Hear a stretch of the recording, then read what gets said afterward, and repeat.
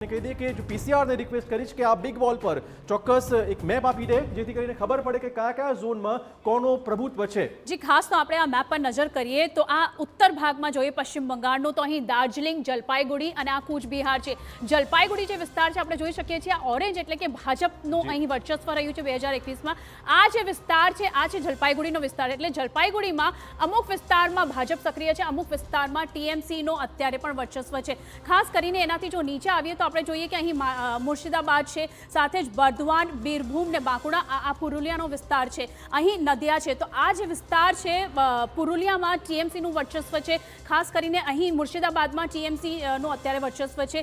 બીરભૂમ ને બાંકુડાની વાત કરીએ તો અહીં આપણે જોઈ શકીએ છીએ કે અમુક વિસ્તારોમાં ભાજપનું વર્ચસ્વ દેખાઈ રહ્યું છે। એનાથી જો થોડું આપણે નીચે આવીએ તો આપણે આ જે વિસ્તાર આપણને દેખાઈ રહ્યો છે આ પૂરો દક્ષિણનો વિસ્તાર દેખાઈ રહ્યો છે। અહીં આપણે વાત કરીએ તો અહીં છે ઉત્તર દિનાજપુર, દક્ષિણ દિનાજપુર, અહીં પૂરી રીતે ટીએમસીનું વર્ચસ્વ દેખાઈ રહ્યું છે। ખાસ કરીને પશ્ચિમ મેદનીપુર અને પૂર્વ મેદનીપુરમાં છે અહીં પણ ટીએમસી દેખાઈ રહ્યું છે। એટલા માટે કે આ જે પૂરો વિસ્તાર છે આ વિસ્તાર છે અહીં હાવડા, અહીં હુગલી છે।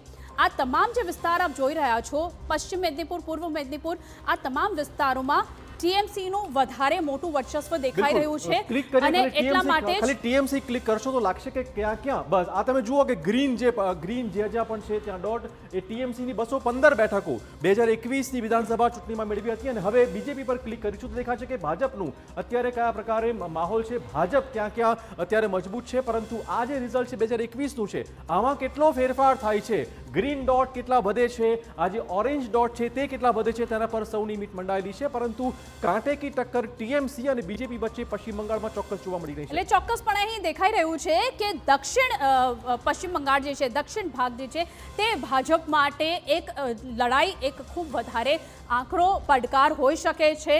કારણ કે અહીં પશ્ચિમ બંગાળમાં હવે આ વખત ખૂબ વધારે સેકન્ડ ફેઝમાં આની ચૂંટણી થઈ હતી અને જોઈ રહ્યું કે આખરે પશ્ચિમ બંગાળના સાઉથ જે ભાગ છે, દક્ષિણ ભાગમાં કઈ રીતે 2026ની નીરું વાત કરી લઈએ જે ડોટ આવી ગયો છે। આપણે કહી દઈએ કે અત્યારે આ જે ફેઝ છે એમાં ત્યાં ભાજપના ઉમેદવારો આગળ ચાલતા હોવાના સમાચાર છે। ટીએમસીની વાત કરીશું, ટીએમસીમાં પણ લગભગ 3 બેઠક એવી છે કે જ્યાં ટીએમસીના ઉમેદવારો અત્યારે આગળ થપી રહ્યા છે। કાંટે કી ટક્કર ચોક્કસ ભાજપ અને ટીએમસી વચ્ચે પશ્ચિમ બંગાળમાં જોવા મળી રહી છે।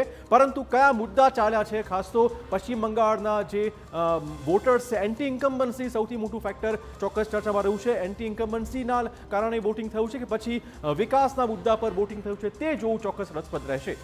જી ખાસ કરીને અત્યારે આપણે જોઈએ કે ઉત્તર ભાગની જો વાત કરીએ પશ્ચિમ બંગાળના તો ઉત્તર ભાગમાં ભાજપનું એવી સારી પકડ અહીં જોવા મળી રહી છે। આ વખત કેવા પરિણામો આવે છે તે ચોક્કસપણે જોવું રહ્યું છે અને ખાસ કરીને મુદ્દાઓની ચિરાગ આપણે વાત કરીએ છીએ તો મુદ્દાઓ આ વખત ઘણા બધા છે। એન્ટી ઇન્કમ્બન્સી ફેક્ટર ચોક્કસપણે છે। આ સાથે જ હું આપને જણાવી દઉં મહિલાઓનો જે મુદ્દો છે, મહિલા વોટર્સ પણ કિંગ મેકરની ભૂમિકામાં આવી શકે છે અને મુસ્લિમ મતદારો આ વખત કોના પક્ષમાં જાય છે તે ખાસ જોવું રહ્યું। કારણ કે રેકોર્ડ વોટિંગ થઈ છે પશ્ચિમ બંગાળમાં 92% જેટલું મતદાન આ વખત થયું છે। તો મુદ્દાઓ કઈ પાર્ટી પર કે લોકો પર હાવી થયા છે? કારણ કે આ વખત જે માનવામાં આવી રહ્યું છે ત્યાં લોકલ લોકો સાથે જે રીતે વાતચીત થઈ છે મારી, આ વખત મમતા વર્સસ જનતાની લડાઈ છે। જે રીતે ધીરે ધીરે પરિણામો આવી રહ્યા છે આપને જણાવી દઈએ પશ્ચિમ બંગાળમાં અત્યારે ટ્રેન્ડિંગ જે રિઝલ્ટ છે ટીએમસી 11 સીટો પર આગળ છે અને ભાજપ 14 સીટો પર આગળ ચાલી રહી છે।